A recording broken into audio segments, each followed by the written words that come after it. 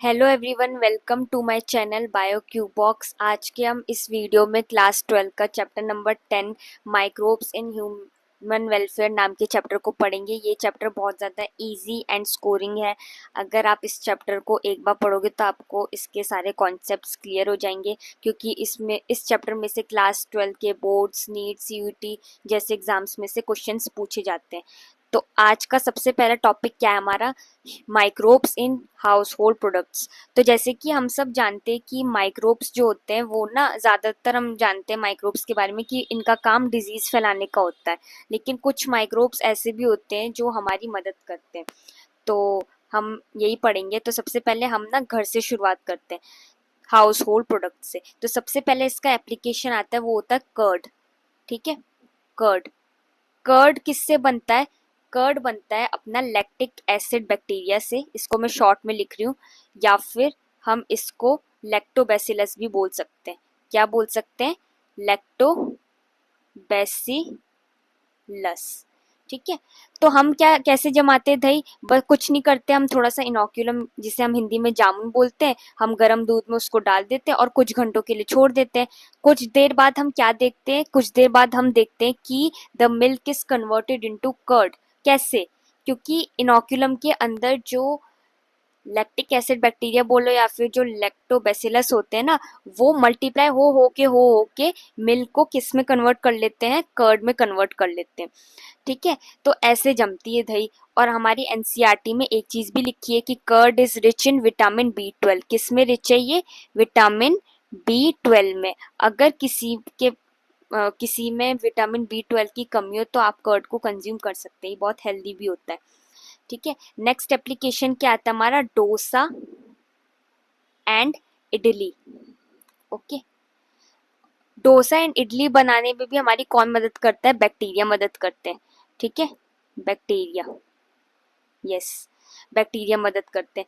Question ये भी पूछा जा सकता है, जो पफ्ड अप अपीयरेंस होता है ना इसका, पफ्ड अप अपीयरेंस होता है, वो किसकी मदद से होता है? Due to production of CO2 gas. Production of CO2 gas. Okay. अब नेक्स्ट एप्लीकेशन क्या आता है हमारा? ब्रेड। देखो, ब्रेड भी हमारी मदद करता है। कौन? फंजाई। और उस फंजाई का नाम जिसको हम जानते हैं ईस्ट। तो ईस्ट हमारी ब्रेड बनाने में मदद करता है। और इस ईस्ट का नाम क्या है? उस ईस्ट का नाम है सैकेरोमाइसीस सेरेविसिए। ठीक है, क्या नाम है? सॉरी, सैकेरोमाइसीस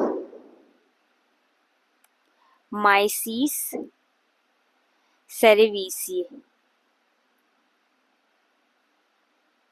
ठीक है, यस। तो हमारी ये मदद करता है ब्रेड बनाने में ईस्ट। अब आते हैं हमारी चौथी चीज, वो है टॉडी। टॉडी ना साउथ इंडिया में एक ट्रेडिशनल ड्रिंक होता है ना। तो ये कौन मदद करता है? हम फर्मेंटेशन से बनाते हैं, पाम के सैप से। ठीक है, ये भी फर्मेंटेशन से बनता है, by fermenting sap from palms. Sap from palms. Okay, yes. अब पांचवी चीज आती है हमारे पास, चीज। एनसीईआरटी में दो टाइप की चीज बताइए हमें। पहले टाइप के चीज का नाम क्या है? Swiss cheese. Okay, Swiss cheese. अब स्विस चीज बनाने में हमारी मदद कौन करता है? बैक्टीरिया। बैक्टीरिया। और उस बैक्टीरिया का नाम क्या है? Propionibacterium shermanii. Okay, propioni propionibacterium shermanii. Okay, yes. तो ये हमारी मदद करता है। दूसरे टाइप की चीज, उसका नाम क्या है? रॉकफोर्ट चीज। रॉकफोर्ट चीज। ये कौन मदद करता है? ये करता है फंजाई। अब इसका नाम जो है वो हमें एनसीईआरटी में नहीं दिया, तो मैं सजेस्ट यही करूंगी कि आप उसको मत पढ़े, आप खाली फंजाई याद कीजिए। ओके। देखो, मैं आपके लिए इमेजेस भी लाई हूँ जिससे आप विजुलाइज कर सके अच्छे से। अब आप देख सकते हैं, सबसे पहली फोटो क्या है? डोसा की है ना। दूसरी चीज क्या है, कर्ड, हमने अभी देखा, इसको रिवाइज करते हुए चलते हैं, ये कौन मदद करता है, लैक्टिक एसिड बैक्टीरिया या फिर लैक्टोबैसिलस। और जो थर्ड फोटो देख रहे हैं आप लोग, ये जो इस फोटो में क्या है, स्विस चीज। और आप एक चीज नोटिस करोगे, स्विस चीज में देखो इतने बड़े बड़े होल्स हैं। ये होल्स क्यों होते हैं, they are due to production of CO2 gas, they are due to production of CO2 gas. ठीक है, अब ये देखो, ये इमेज है, ये जो इमेज है इसके अंदर क्या है, ये है किसकी इमेज है, ये है रॉकफॉल चीज की। और कौन मदद करता है, फंजाई। ओके, अब नेक्स्ट चीज आती है, नेक्स्ट एप्लीकेशन आता है, माइक्रोब्स हमारी और किस में मदद करते हैं, fermentation of soybean. Okay, soybean में मदद करते हैं, और फिश में मदद करते हैं। ओके, बैम्बू में मदद करते हैं। Okay, yes. तो हमने देखो कितनी जल्दी आसानी से इस फर्स्ट टॉपिक को कंप्लीट कर लिया। ओके, हमने ये देखा कि माइक्रोब्स हमारी किन किन चीज़ों में मदद करते हैं, घर में ही देखो इन्होंने हमारी कितनी मदद करती। ठीक है, अब हम ये देखेंगे कि जो माइक्रोब्स होते हैं ना, वो हमारी कैसे मदद करते हैं इंडस्ट्रीज में। उसका सबसे पहला एप्लीकेशन क्या है, सबसे पहला एप्लीकेशन है एल्कोहल्स। एल्कोहल्स किससे बनता है, एल्कोहल्स भी फंजाई से ही बनता है। और कौन सी फंजाई, वही जो ब्रेड में हमारी मदद करते हैं। तो मैं उसका नाम नहीं लिख रही, है ना, उसका नाम क्या है वैसे, सैकेरोमाइसीस सेरेविसिए। ठीक है, अब हम देखते हैं कि जो एल्कोहल्स होता है ना, ये कौन से प्रोसेस से बनता है, ये बनता है फर्मेंटेशन से। किससे बनता है, फर्मेंटेशन से। ओके, फर्मेंटेशन से बनता है। अब दो टाइप के ना अल्कोहल्स होते हैं, पहला होता है डिस्टिल्ड, दूसरे टाइप क्या होता है, नॉन डिस्टिल्ड। नॉन डिस्टिल्ड, दोनों ही अलग अलग टाइप्स है, यानी दोनों में कुछ तो अंतर होगा। डिस्टिल का मतलब होता है जो इंडस्ट्रीज में ये सब चीजें बनती है ना, वो डायरेक्ट नहीं बेची जाती, उसमें कुछ मॉडिफिकेशन करके बेचा जाता है। ठीक है, और नॉन डिस्टिल का मतलब होता है कि जैसे ही अल्कोहल बनी उसे डायरेक्टली वैसे बेच दो। ठीक है, डिस्टिल के क्या क्या एग्जाम्पल्स है, डिस्टिल का एग्जाम्पल है ब्रांडी। ओके, ब्रांडी, वोडका, रम, विस्की। ओके, और नॉन डिस्टिल के एग्जाम्पल्स क्या क्या है, वाइन एंड बियर। यही दो ही एग्जाम्पल्स हैं। और एक चीज याद रखनी कि हमने बोला ना, जैसे इंडस्ट्रीज में डायरेक्टली बेचे जाते हैं नॉन डिस्टिल, तो इसका जो मैक्सिमम परसेंटेज होता है ना अल्कोहल का, वो कितना होता है, ओनली 13%। ओके, ये चीज क्वेश्चन में पूछी जा सकती है। Okay, yes. अब हमारा नेक्स्ट एप्लीकेशन क्या है, एंटीबायोटिक्स। क्या है, एंटीबायोटिक्स। नाम से पता चल रहा है, एंटी, एंटी का मतलब क्या होता है, अगेंस्ट। और बायोटिक्स का मतलब क्या होता है, लाइफ। किसकी लाइफ, हमारी लाइफ नहीं, बैक्टीरिया की लाइफ। Okay, yes. तो इसकी ना डिस्कवरी अचानक हो गई थी, मतलब बाय चांस डिस्कवरी थी, इसे किसी ने ऐसे जान पूछ के डिस्कवर नहीं किया था। तो हमारे एक साइंटिस्ट थे जिनका नाम क्या था, आप सबने जानते होंगे, उनका नाम था अलेक्जेंडर फ्लेमिंग। क्या नाम था, अलेक्जेंडर फ्लेमिंग। तो ये ना क्या कर रहे थे, ये ना एक्सपेरिमेंट कर रहे थे कुछ अपना बैक्टीरिया पे। और कौन सा नाम था उस बैक्टीरिया का, उस बैक्टीरिया का नाम था स्टेफेलोकोकाई। ठीक है, उस पे ना अपना ये एक्सपेरिमेंट कर रहे थे। तो एक दिन गलती से ना इन्होंने अपनी जो पेट्री डिश थी ना जिसमें बैक्टीरिया थे, वो अनवॉश छोड़ दी। इस पेट्री डिश के अंदर क्या थे, बैक्टीरिया थे। अगले दिन आके देखते हैं, क्या देखते हैं, इसके ऊपर तो फंजाई है ना, फंजाई है ना। और ये जो फंजाई है ना, इसकी मदद से ना ये देखते हैं जो बैक्टीरिया होते हैं ना, डेड होते हैं। कौन होते हैं, डेड हो जाते हैं, बैक्टीरिया मर जाते हैं। तो ये चीज इनको समझ में नहीं आती, ये बैक्टीरिया मर कैसे गए। तो ये देखते हैं फंजाई ने ना कुछ केमिकल छोड़ा। क्या केमिकल छोड़ा, जिससे इनकी मौत हो गई। तो इससे पता चलता है, और उस केमिकल का नाम क्या था, उस केमिकल का नाम था पेनिसिलिन। ठीक है, ये क्वेश्चन में पूछा जा सकता है, उस केमिकल का नाम क्या था, पेनिसिलिन, पेनिसिलिन। Okay, yes. और उस फंजाई का नाम क्या था जिससे ये आया था, उस फंजाई का नाम था पेनिसिलियम नोटाटम, पेनिसिलियम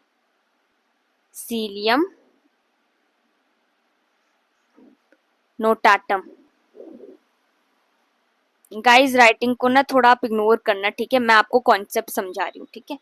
यस, तो हमने ये देख लिया। अब तीसरा मतलब हमने ये देखा कि जो ये अलेक्जेंडर फ्लेमिंग थे, इन्होंने डिस्कवरी पूरी अच्छे से नहीं की थी। बाद में जो इसका पोटेंशियल था ना, वो किसने मदद की थी बताने में? दो साइंटिस्ट और थे।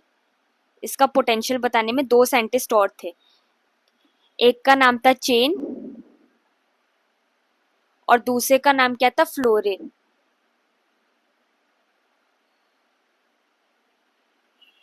Okay, yes. बाद में ना पता चलता है इन तीनों को ना नोबेल प्राइज मिलता है। किसको?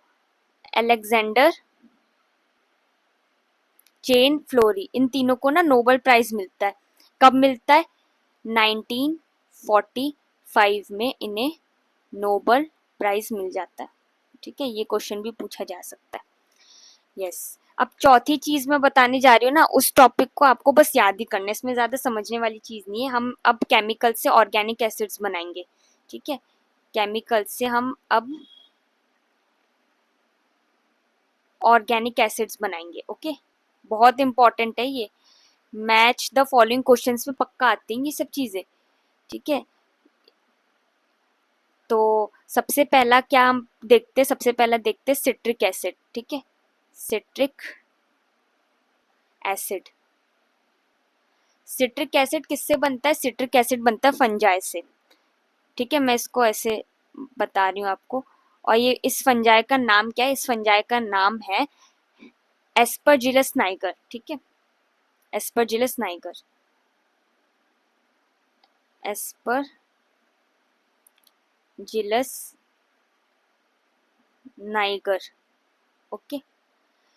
दूसरे टाइप का एसिड क्या है? Acetic acid, acetic acid. और इसको कौन मदद करता है बनाने में? Bacteria, bacteria.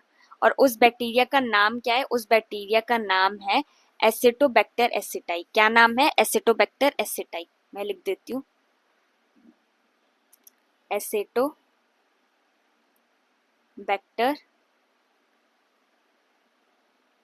Aceti, okay, yes. अब तीसरे टाइप का एसिड है, उसका नाम क्या है? उसका नाम है butyric acid, butyric acid, okay. और ये कौन मदद करता है? ये भी बैक्टीरिया मदद करता है। और इस बैक्टीरिया का नाम क्या है? क्लोस्ट्रीडियम ब्यूटाइलिसियम, ठीक है। क्लोस्ट्रीडियम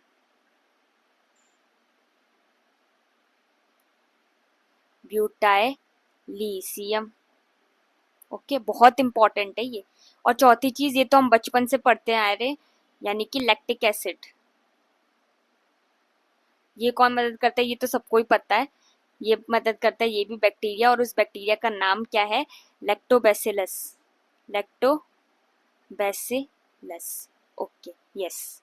अब हमारा नेक्स्ट टॉपिक क्या है? मतलब इसी टॉपिक में नेक्स्ट एप्लीकेशन क्या है? Enzymes, okay, yes. अब एंजाइम्स में क्या होता है ना, सबसे पहली चीज आती है लाइपेस। लाइपेस कहाँ पाया जाता है? लाइपेस पाया जाता है अपने डिटर्जेंट्स में। ये डिटर्जेंट्स में यूज होता है, ठीक है। डिटर्जेंट्स, हम कुछ भी चीज खाना खाते हैं, है ना, हमारे कपड़ों में दाग लग जाते हैं, तो हम क्या डालते हैं? डिटर्जेंट डालते हैं, जिससे हम अगली बार जब देखते हैं कपड़े धुल जाते हैं तो हम देखते हैं वो कपड़े तो एकदम साफ हो जाते हैं। तो वो कैसे हो जाते हैं? इस लाइपेस की मदद से होता है। तो लाइपेस ही काटता है हमारी जो ऑयली स्टेन्स होते हैं ना। इस डिटर्जेंट का काम क्या होता है? ये जो ऑयली स्टेन्स होते हैं ना, उसे साफ कर देता है, ठीक है। और ऑयली स्टेन्स के अंदर क्या होता है? लिपिड। तो हमें एक तरीके से ये याद करना है, तो जो लाइपेस होता है ना, वो लिपिड को काटता है। और लाइपेस भी किससे बनता है? फंगाई से बनता है, ठीक है, ये याद रखना, ओके, यस। अब दूसरी चीज आती है प्रोटीएसेस एंड पेक्टिनेसेस, ठीक है। Proteases and pectinases, okay, yes. ये किस में होते हैं? They are used as clarifying agent in juice, clarifying guys writing को थोड़ा इग्नोर करना, ठीक है। एजेंट इन जूस, है ना। और कैसे जूस, जो पैकेट वाले जूसेस नहीं आते, टेट्रापैक्स वाले जूस, वो वाले हम देखते हैं। कभी भी मार्केट से आप जूस लेके आते हो तो आप देखते हो ना, वो जूस कितना स्मूथ होता है, बिल्कुल उसमें एक भी फाइबर वाइबर नहीं होता। घर में हम अपना कोई भी जूस निकालते हैं उसमें कितने सारे फाइबर्स आते हैं ना, हर सिप में आते हैं। लेकिन जो हम पैकेट वाले जूसेस पीते हैं कभी कभी, तो उसमें देखते हैं कि वो तो बिल्कुल स्मूथ होता है। तो उसको स्मूथ कौन करता है? ये दोनों चीजें ही करती है, प्रोटीएसेस एंड पेक्टिनेसेस, इन दोनों का काम यही होता है, ठीक है। यस। अब चौथी चीज आती है हमारे पास, क्लॉट बस्टर। ओके। यस। हम देखते हैं, नाम से पता चल रहा है ना, क्लॉट बस्टर। कई का क्लॉट, हमारे जो ब्लड वेसल्स में क्लॉट नहीं जमा हो जाते, कुछ रीजंस होते हैं, जैसे कि कोलेस्ट्रॉल जम जाता है, लिपिड्स जम जाता है, उसकी मदद से ना क्या होता है, हमारे ब्लड वेसल्स में क्लॉट जमा हो जाते हैं। जब ये क्लॉट जमा हो जाते हैं तो हमारे हार्ट में ना अच्छे से ऑक्सीजन नहीं पहुंच पाता, जिससे दिक्कत हो जाती है, ठीक है। तो इसमें क्या पढ़ना है हमें? स्ट्रेप्टोकाइनेस, ठीक है। स्ट्रेप्टोकाइनेस होती है दवाई, वो लेते हैं, स्ट्रेप्टोकाइनेस, है ना। स्ट्रेप्टोकाइनेस यूज करते हैं। और स्ट्रेप्टोकाइनेस किससे बनता है? बैक्टीरिया से, मदद मतलब बैक्टीरिया से बनता है, ठीक है। यस, बैक्टीरिया से बनता है। और उस बैक्टीरिया का नाम क्या है? Streptococcus, Streptococcus. ओके। यस। तो हमें ये सब चीजें पढ़नी है। ओके। यस, एक सेकेंड, आपको मैं एक और चीज इसमें बता देती हूँ। हमारा अभी टॉपिक खत्म नहीं हुआ, मैं आपको आगे इसी में ही बता देती हूँ, ठीक है। फिफ्थ चीज आती है अपनी immuno suppressive drugs. Immuno suppressive drugs, ये कौन लेते हैं? ये वो लोग लेते हैं जिनका ना ऑर्गन ट्रांसप्लांट होता है। आजकल ये सर्जरीज बड़ी कॉमन हो गई लोगों में, ठीक है। किसी के किडनी, किसी के कुछ कुछ खराब हो जाता है, तो ना वो लोग लेते हैं। तो अगर हम किसी की मतलब मान लो किसी की बॉडी से मैं कोई ऑर्गन ले रही हूँ, तो मेरा इम्यून सिस्टम अलाउ ही नहीं करेगा, वो तो फौरन समझेगा, तो अटैक करेगा। तो उस चीज से प्रिवेंट करने के लिए ना हम उन पेशेंट्स को देते हैं जिनका ना ऑर्गन ट्रांसप्लांट होता है। तो ये जो साइक्लोस्पोरिन ए होता है, ये साइक्लोस्पोरिन ए, ठीक है। और ये किससे बनता है? ये भी फंजाई मदद करता है। और उस फंजाई का नाम क्या है? Trichoderma, trichoderma. ओके। यस, ये हमारी मदद करता है। अब सिक्स चीज, यानी कि जो इसका एप्लीकेशन है, वो है स्टैटिन ड्रग्स। स्टैटिन ड्रग्स ना उन लोगों को दिया जाता है जिनका ना कोलेस्ट्रॉल लेवल बहुत ज्यादा बढ़ जाता है। तो स्टैटिन ड्रग्स का काम क्या होता है? ये ब्लड कोलेस्ट्रॉल को कम कर देता है, ठीक है। ब्लड कोलेस्ट्रॉल को कम कर देता है, ठीक है। यस। और ये कौन मदद करता है? ये भी फंजाई से ही बनता है।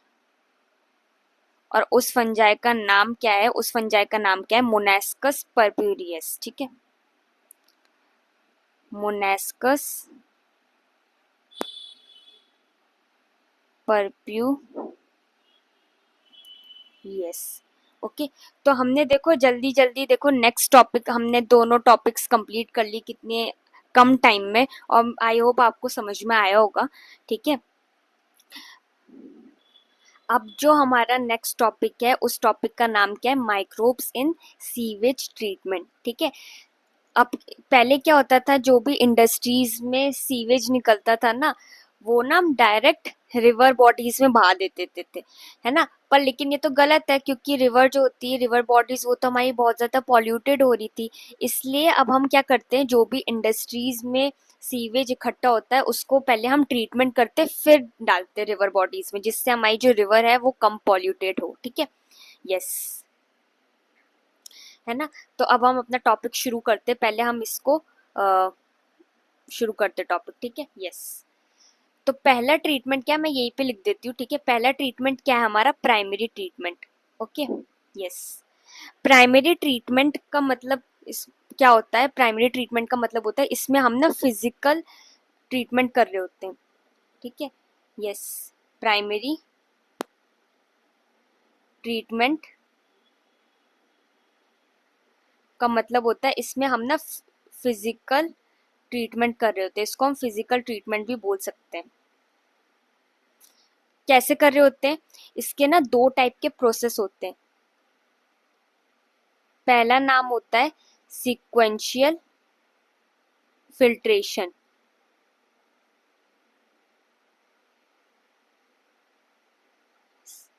और दूसरे टाइप क्या होता है, दूसरा प्रोसेस मतलब सेडिमेंटेशन।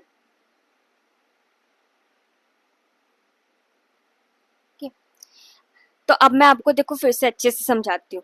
हम ना सीवेज का ट्रीटमेंट कर रहे हैं, तो सबसे पहला क्या आता है अपना प्राइमरी ट्रीटमेंट, जिसको हम फिजिकल ट्रीटमेंट भी बोलते हैं। इसमें क्या होता है, दो प्रोसेस होते हैं।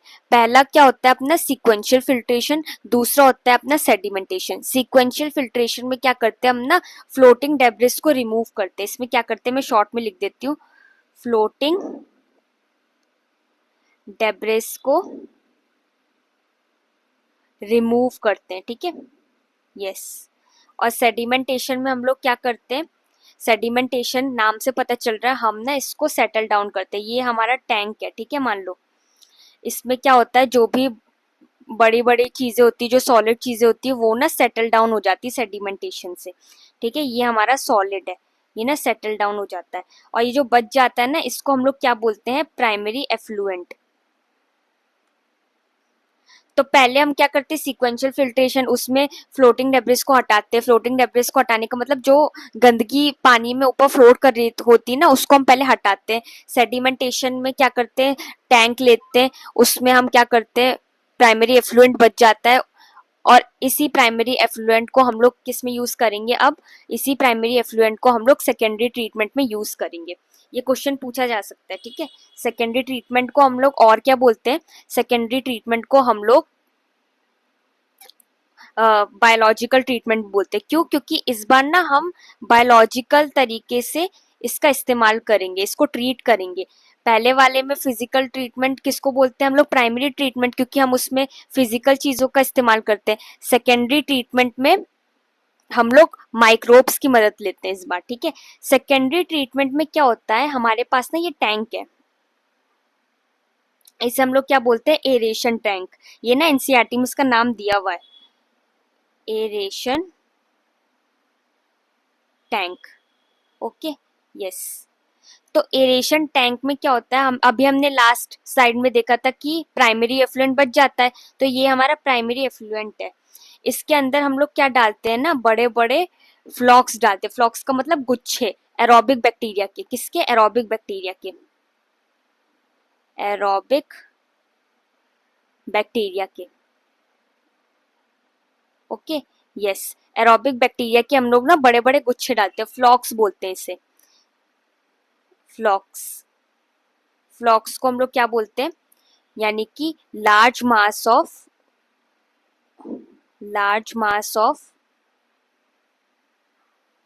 Aerobic bacteria,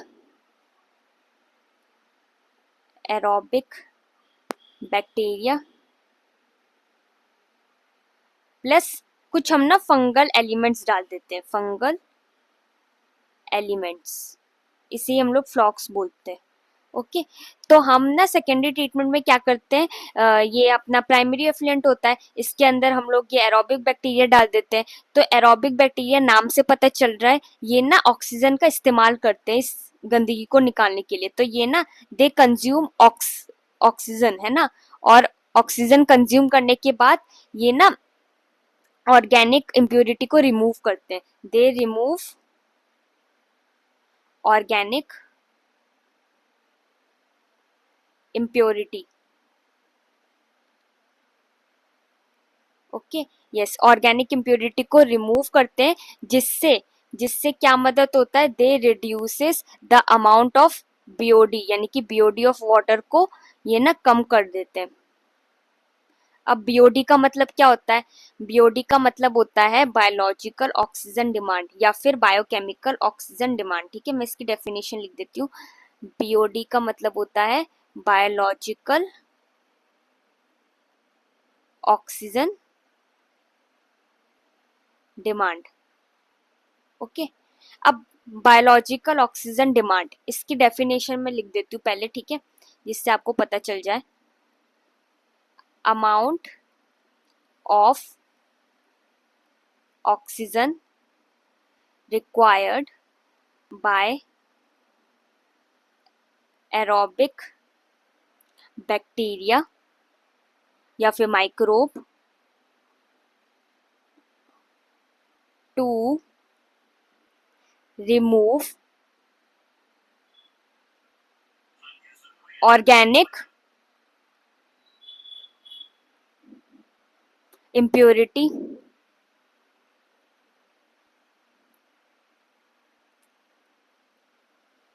from 1 liter of water।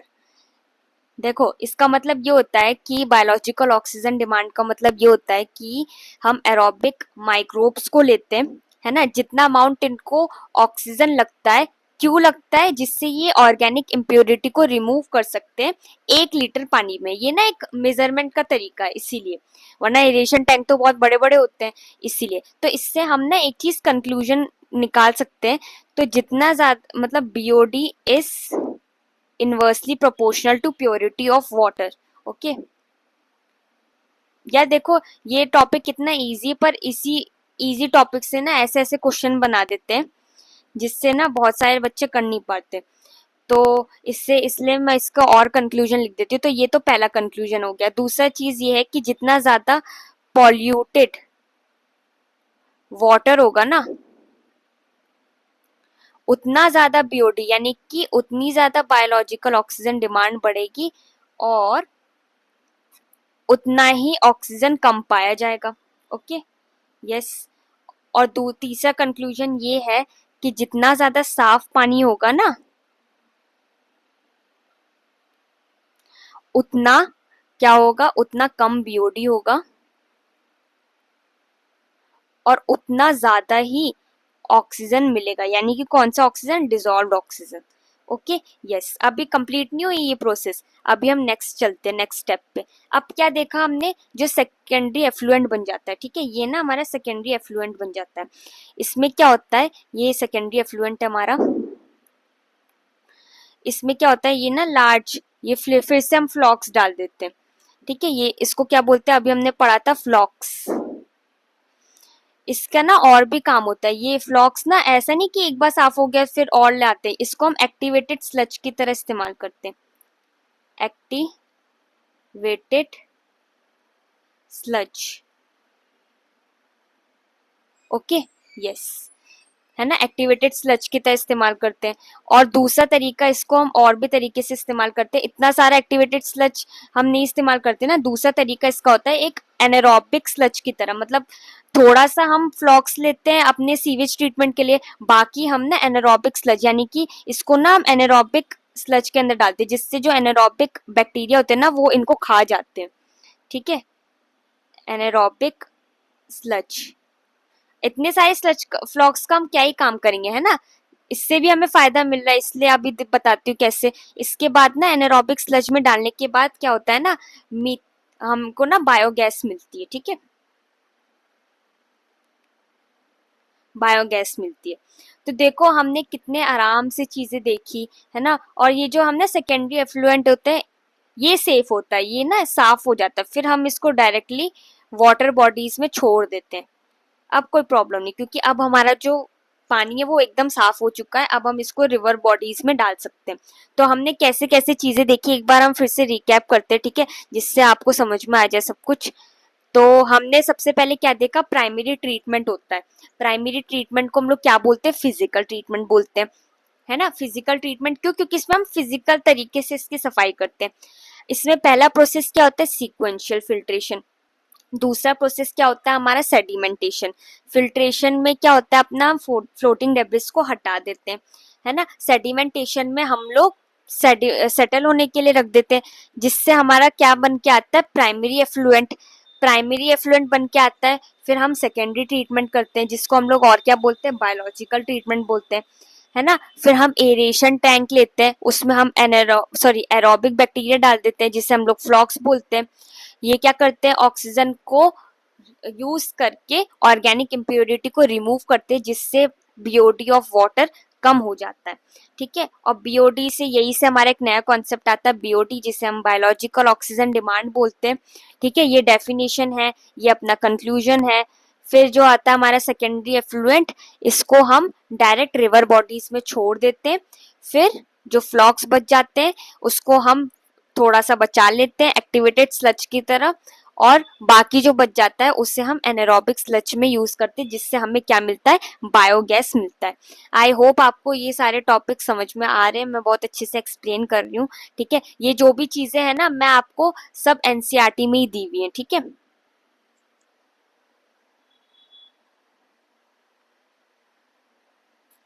अब नेक्स्ट टॉपिक जो आता है वो पता है हमारा क्या आता है, बायोगैस, जिसके बारे में हम microbes in production of biogas, जिसके बारे में हम अभी पढ़ने वाले हैं। ठीक है, अभी मैंने आपको बताया था पिछले टॉपिक में कि जो फ्लॉक्स बच जाता है उसको हम एनारोबिक स्लज की तरह इस्तेमाल करते हैं, जिससे वो बायोगैस बनता है ना। अब हम यही देखेंगे कि बायोगैस कैसे बनता है। ठीक है, यस, तो देखो मैं आपके लिए इमेजेस भी लेके आई हूँ, ओके, जिससे आपको अच्छे से समझ में आए।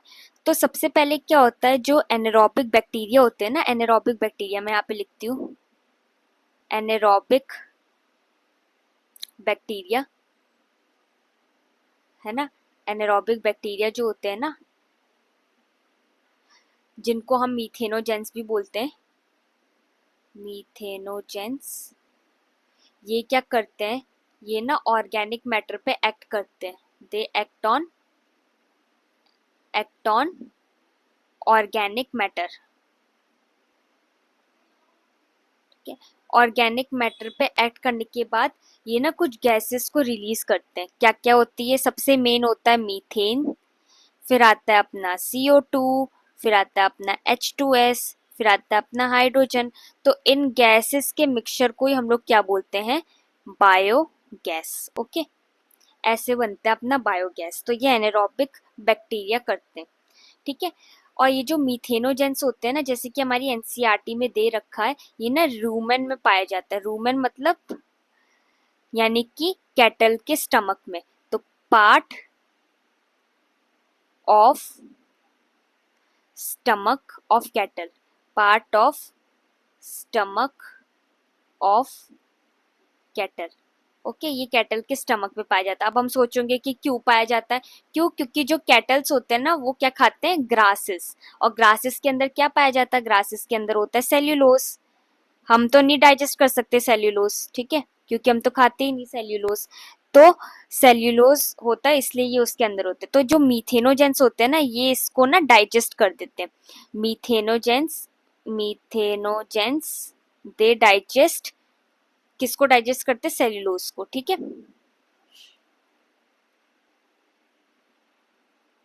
ओके, तो ऐसे होता है। तो हमने अभी तक क्या देखा, जो एनारोबिक बैक्टीरिया होते हैं वो ऑर्गेनिक मैटर पे एक्ट करते हैं, जिससे ये सारी गैसेस निकलती है, इसे ही हम लोग बायोगैस बोलते हैं, और ये रूमेन में पाया जाता है, जिससे ये उसको क्या करते हैं, डाइजेस्ट करते हैं। ठीक है, अब हम पूरा ये बायो कंट्रोल एजेंट है, अभी हम यही पढ़ेंगे टॉपिक। अब हम देखते हैं कि जो ये बायो गैस, ये जो प्लांट है कैसे बनता है। ठीक है, इसके जो एनसीईआरटी में हमने अभी पीछे इमेज देखी थी, ये देखते हैं। ठीक है, मैं आपको बताती हूँ। सबसे पहले ऐसे बनाते हैं, ये बहुत बड़ा हमारा टैंक है। ठीक है, ये देखो, और इस टैंक की जो लंबाई है वो हमें एनसीईआरटी में दे रखी है, ये 10 से 15 फीट बड़े होते हैं।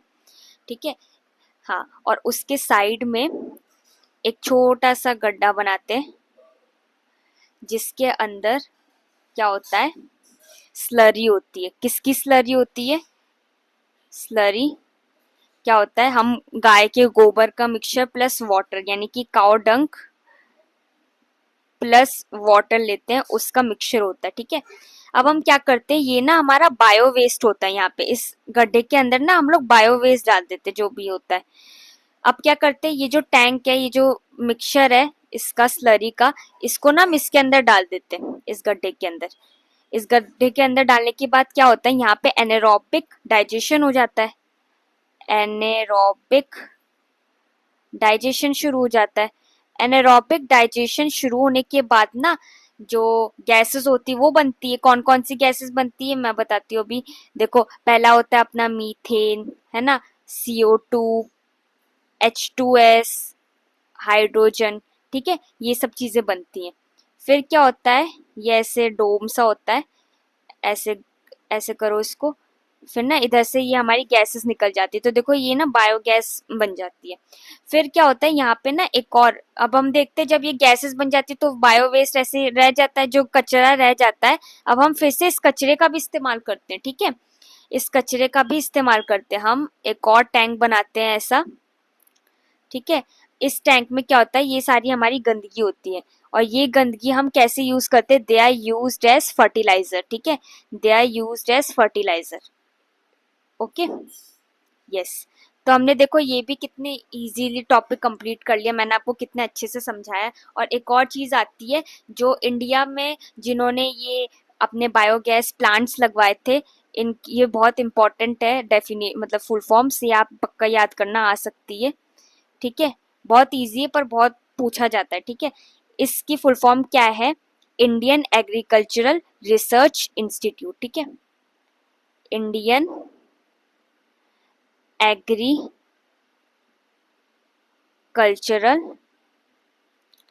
रिसर्च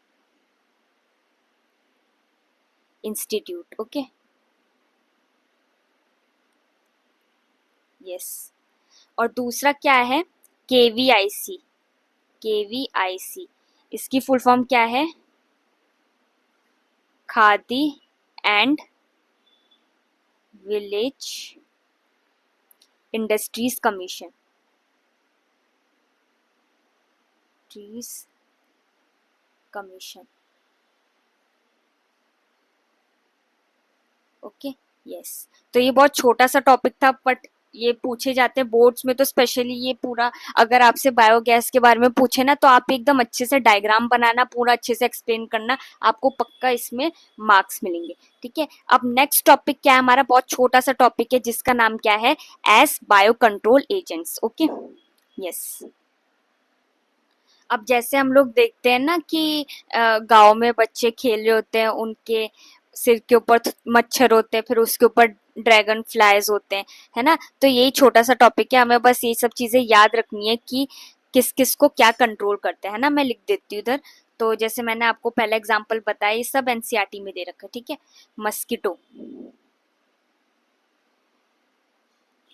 मॉस्किटो को, मॉस्किटो से कौन बचाता है, dragon flies, dragon flies, okay. दूसरा क्या आता है अपना, एफिड्स, इससे कौन बचाता है, लेडी बर्ड। तीसरी चीज आती है क्या, तीसरी चीज आती है अपनी plant from pathogen, plant from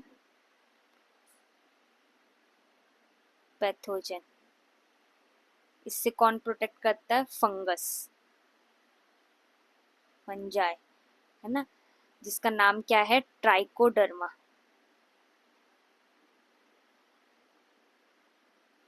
yes ना। फिर आता है बटरफ्लाई, यानी कि कैटरपिलर,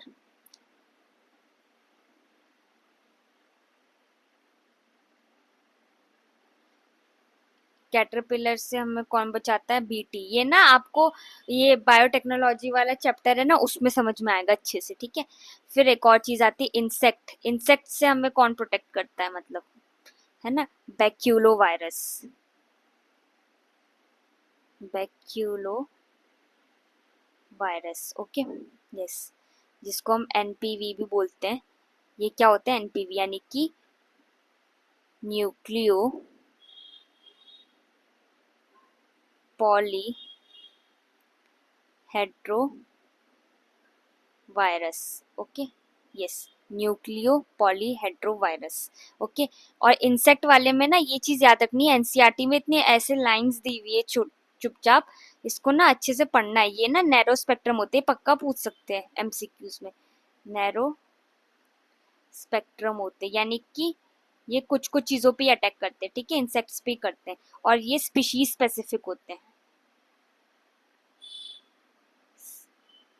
स्पेसिफिक, ओके, यस, ये ना स्पीशीज स्पेसिफिक होते हैं, ओके, यस। अब जो लास्ट टॉपिक आता है हमारा कि हम माइक्रोब्स को और कैसे यूज कर सकते हैं, they are also use as bio fertilisers, ठीक है ना। तो अब हम बायो फर्टिलाइजर्स के बारे में पढ़ते हैं, ये ना हमारे चैप्टर का लास्ट टॉपिक है, ठीक है, इसको भी जल्दी से कंप्लीट करते हैं, ओके, यस। तो यहाँ पे मैं एक अच्छा सा फ्लो चार्ट बनाती हूँ, ठीक है, जिससे हमको सब समझ में आ जाए। Bio fertiliser, okay, yes. देखो बायो फर्टिलाइजर किस लिए इस्तेमाल होता है, बायो फर्टिलाइजर होता है ऑर्गेनिक फार्मिंग के लिए। किस लिए यूज होता है, ऑर्गेनिक फार्मिंग के लिए। मैं इधर साइड में लिख देती हूँ, ऑर्गेनिक फार्मिंग के लिए, ठीक है, यस।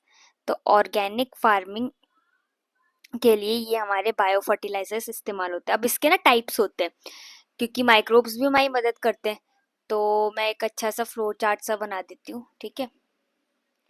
तो यहाँ पे ना हमारा सबसे पहला क्या है, बैक्टीरिया, ठीक है, जो बैक्टीरिया से बनते, बैक्टीरिया, ओके। अब इसमें ना बैक्टीरिया में भी दो टाइप के होते हैं, इसमें ये ना याद करने का ये सब, इसमें ज्यादा समझने वाली चीज नहीं, पर मैं बता रही हूँ। पहला टाइप क्या है, सिम्बायोटिक, ओके, पहला टाइप क्या है, सिम्बायोटिक। और दूसरा टाइप क्या है, दूसरा है फ्री लिविंग, ओके, यस। तो ये दो टाइप चीजें हो गई। सिम्बायोटिक का एग्जाम्पल क्या है, राइजोबियम और फ्रैंकिया। क्या एग्जाम्पल है, राइजोबियम एंड फ्रैंकिया, ये है सिम्बायोटिक का एग्जाम्पल्स। मैं लिख देती हूँ जल्दी से, ठीक है। तो ये रहा राइजोबियम। गाइस राइटिंग को ना थोड़ा इग्नोर करना प्लीज, मैं आपको कॉन्सेप्ट बहुत अच्छे से बताने की कोशिश कर रही हूँ, ठीक है, यस। Frankia, okay. अब सिम्बायोटिक हो गया और फ्री लिविंग। अब फ्री लिविंग के क्या क्या एग्जांपल्स है, फ्री लिविंग का है पहला तो एरोबिक, एरोबिक, और दूसरा क्या है, एनारोबिक। अभी हमने देखा एरोबिक और एनारोबिक में क्या डिफरेंस होता है। एरोबिक का मतलब होता है जो ऑक्सीजन के प्रेजेंस में हो, ठीक है, और एनारोबिक का मतलब होता है जो ऑक्सीजन के एब्सेंस में हो, ठीक है, यस। तो एरोबिक के क्या क्या है, ये होते हैं nitrogen fixer, okay, yes, nitrogen fixer. इसके क्या क्या एग्जांपल्स है, एजोटोबैक्टर, ठीक है, Azotobacter, okay.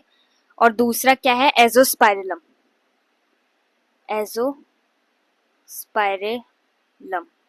Okay, yes. Anaerobic के क्या क्या एग्जांपल्स है, एनारोबिक का है पहला क्लोस्ट्रीडियम, ओके, और दूसरा क्या है, बेसिलस, बेसिलस, ओके, यस। अब आता है हमारा दूसरे टाइप का, ये हो गए बैक्टीरिया। अब दूसरे टाइप का आता है अपना फंजाई, ओके। फंजाई में भी माइकोराइजा इस्तेमाल होता है, ठीक है। माइकोराइजा, माइकोराइजा का मतलब पता है आपको, माइकोराइजा का मतलब होता है association between fungi plus roots of higher plants. मैं लिख देती हूँ, fungi plus roots of higher plants, okay, yes, ठीक है, ऐसे होता है। अब इसके भी दो टाइप के एग्जांपल्स हैं, मैं यहाँ पे लिख देती हूँ। पहला है एक्टो, नाम से पता चल रहा है जो सरफेस पे है। दूसरा है एंडो, एंडो। एक्टो के क्या क्या एग्जांपल्स हैं, फंजाई में ही, ठीक है, ओ सॉरी, ओहो,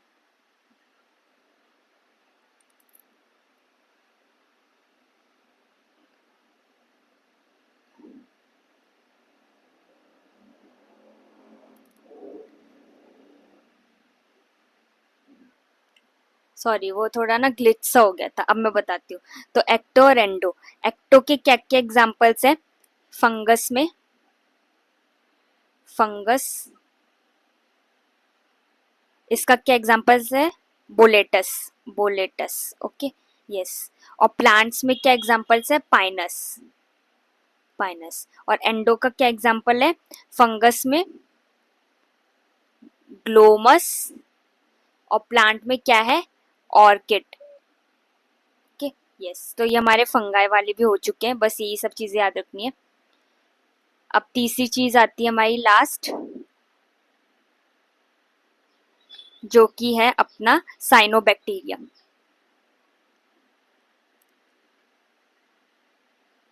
साइनोबैक्टीरिया, ओके, यस। इसमें भी दो टाइप की चीजें होती है। पहला होता है अपना सिम्बायोटिक, दूसरा होता है अपना free living. Free living, okay, yes. अब फ्री लिविंग का एग्जांपल क्या है?